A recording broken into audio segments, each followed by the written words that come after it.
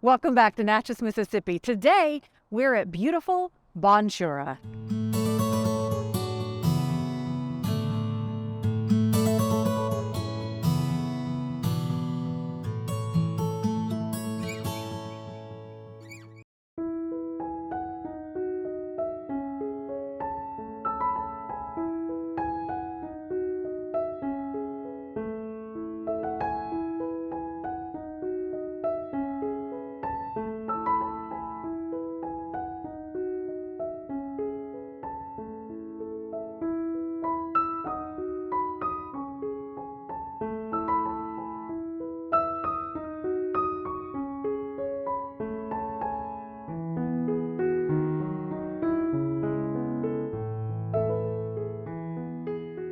Well, welcome back to Preservation Travels with Lane and Kevin here at our Restoration Nation. We have a monumental treat for you today. Now, it is February here in Natchez, Mississippi, and we are steadily creeping up on spring pilgrimage that will take place from March 11th through April the 11th of 2023. For the next few weeks, we're going to be giving you sneak peeks at some of the beautiful homes, private homes, that will be featured in spring pilgrimage in the hopes that you'll come down here and join us and take a peek inside these masterpieces for yourself.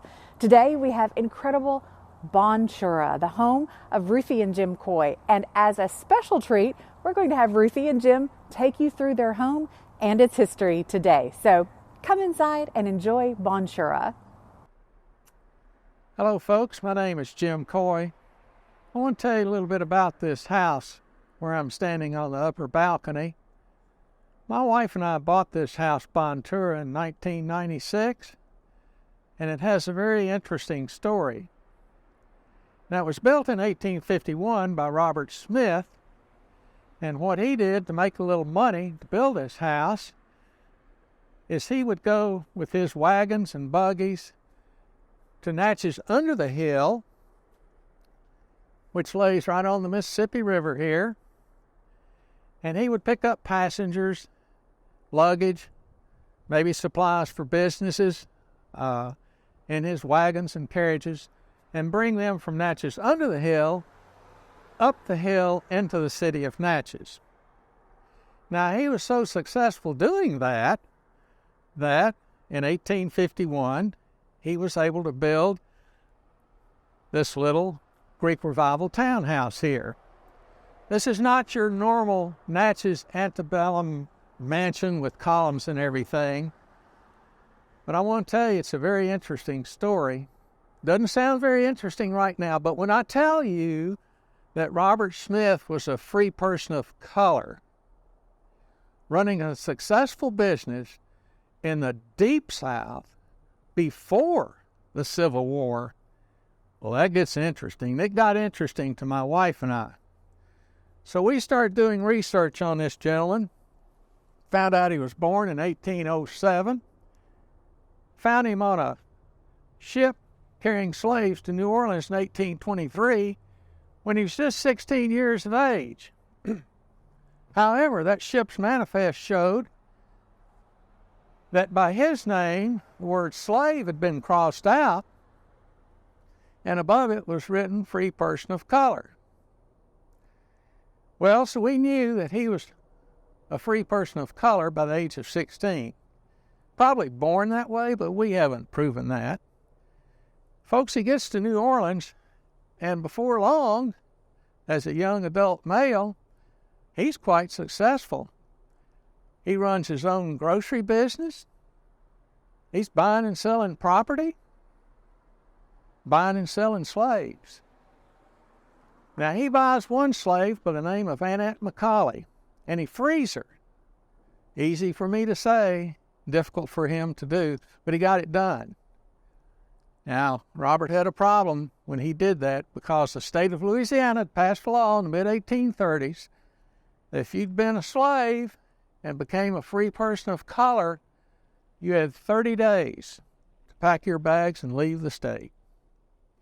So leave the state he did, and he came to Natchez, Mississippi, where we are today.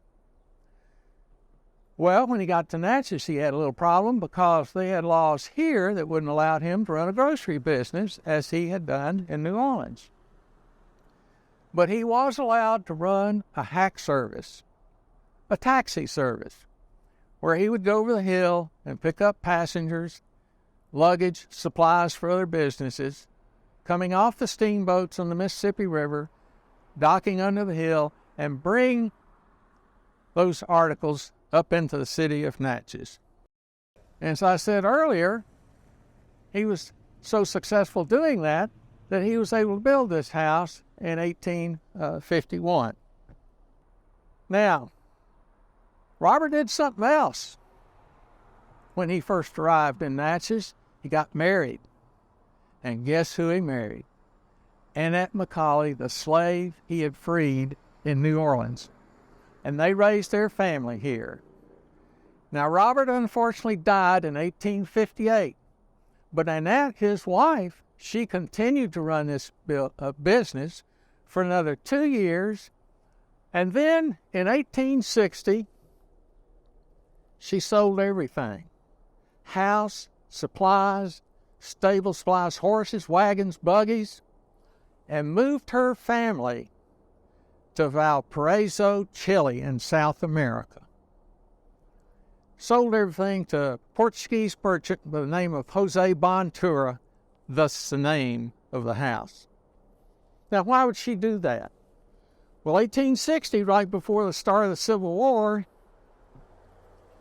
there was a lot of talk about what to do with this increasing population of free people of color. And she was hearing maybe they're going to re-enslave a lot of them.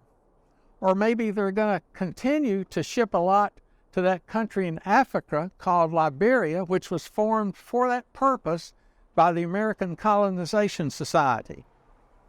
So, the free blacks that had money, and Annette had money, they left the country.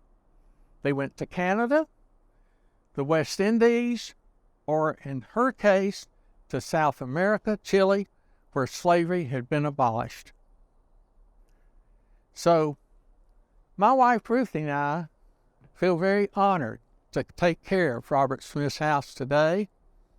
We're the stewards of this house. And I hope you enjoy hearing this story. And you all come visit us. We'll be right here. Thank you so much.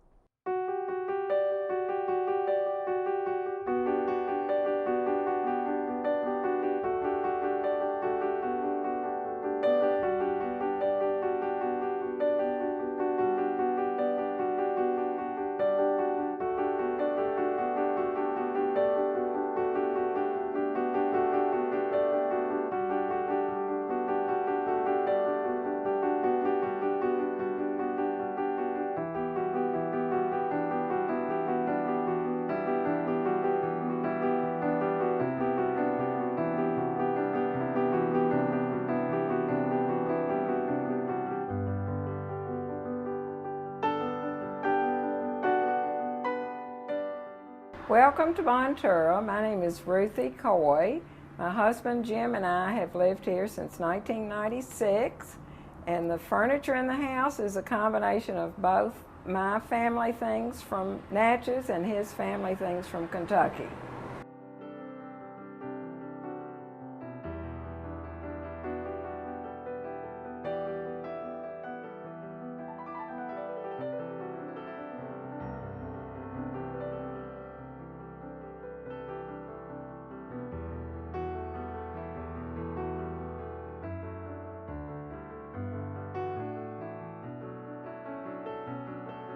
Our furnishings in the house are things that belong to both mine and my husband's family, and they're all things that have been handed down for many years.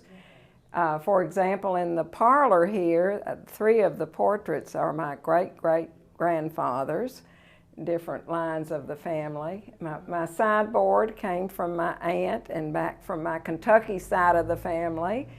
And the 2 large chairs are from the Valley home stone wall and outside of Versailles, Kentucky. So we have things both from Mississippi and our Kentucky families.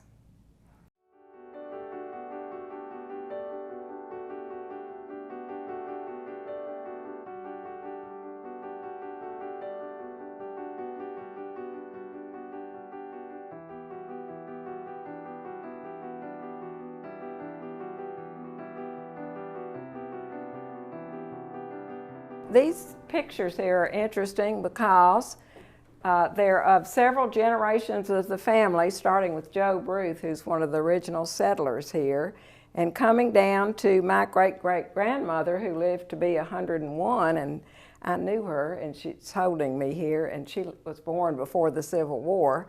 But one of the interesting parts of the story is this is my great-great-grandmother, and she was a sister of Julia Nutt, whose husband built Longwood, and they originally lived at Ashburn, which is this home over here, and some of our furnishings, as well as many of those at Longwood, came originally from Ashburn.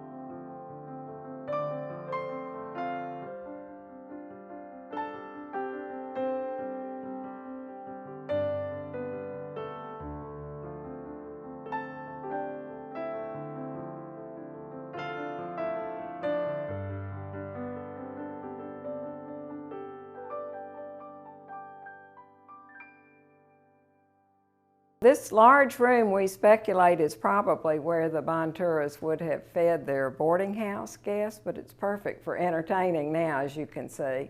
And we have some beautiful family heirlooms in here.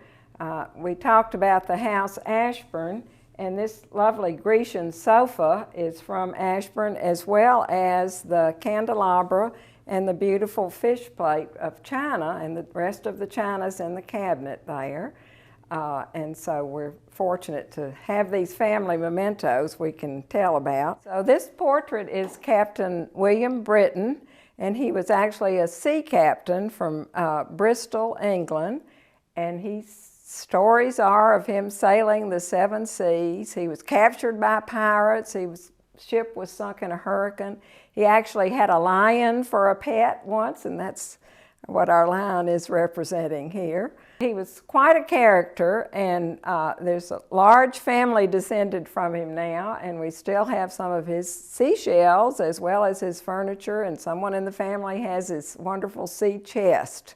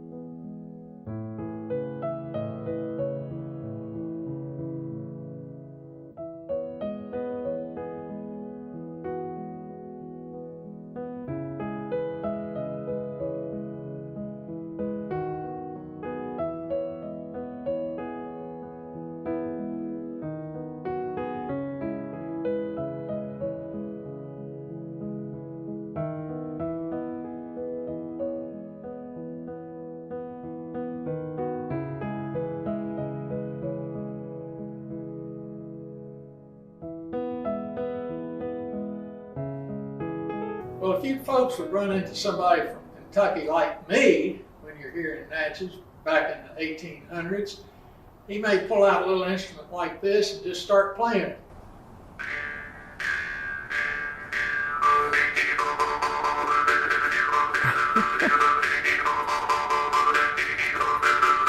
Now don't laugh, I spent 3 years at the Juilliard School of Music learning how to play this. This is actually a kitchen safe that you would have kept your flour and sugar and so forth in. As you can see it, you could lock it up here. And actually there was a kitchen safe on Robert Smith's probate records. We don't know if this is the original one, but this one, according to the old folks, has been here as long as they can remember.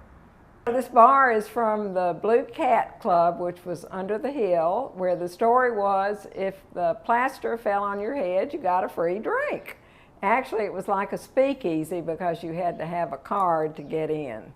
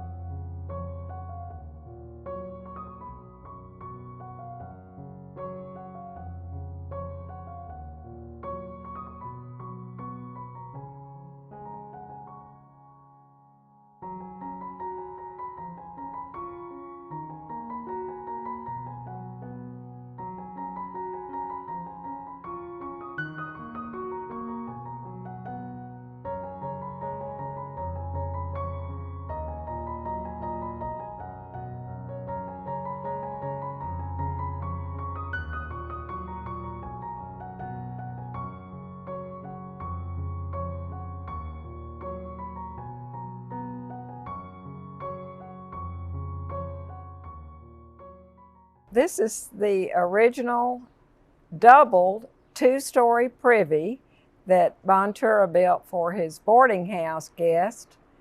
And we assume that one would have been men and one ladies. We don't want to know exactly how it worked.